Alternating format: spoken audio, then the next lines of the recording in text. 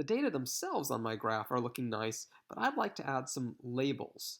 And so this is really easy. I'm going to click on my chart here, and I'm going to go to the Chart Design ribbon, and I'm going to, on the left side, add chart element, and I need some axes titles. I need a whole lot of them. I'm going to have to set them up each individually. I'm going to first set up a primary horizontal label. That's going to drop down here, and this is our time in minutes.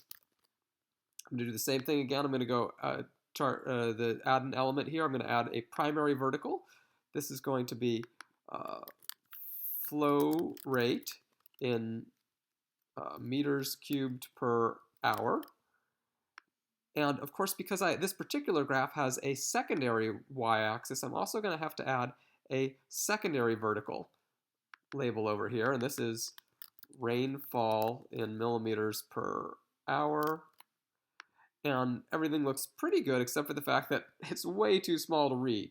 So for each one of these things that I want to make bigger, like let's say I want to make my my vertical axis label bigger, I'm going to have to click on the home ribbon up at the top here and make that bigger. Let's say there. Oh, let's see here. What do I need? Bigger, always bigger. Let's go up to 24 point there. I have to do the same thing by clicking on the numbers. And you can see that you have to click in just the right spot, maybe click on one of those numbers, and then it highlights all the numbers, and you can do the same thing with those. And I can make those maybe 24 point, maybe a little bit smaller than I had for the actual label itself. Let's do the same thing here with the horizontal axis. Make those 18.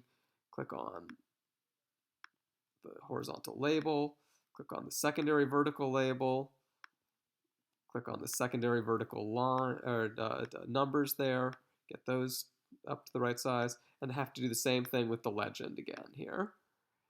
And the legend I can also pick up if you can see if you tap just along the edges of the legend, you'll get these little cursor that has arrows pointing in every direction that allows me to click and drag and move the legend to a more intelligent spot so I don't use up quite so much space.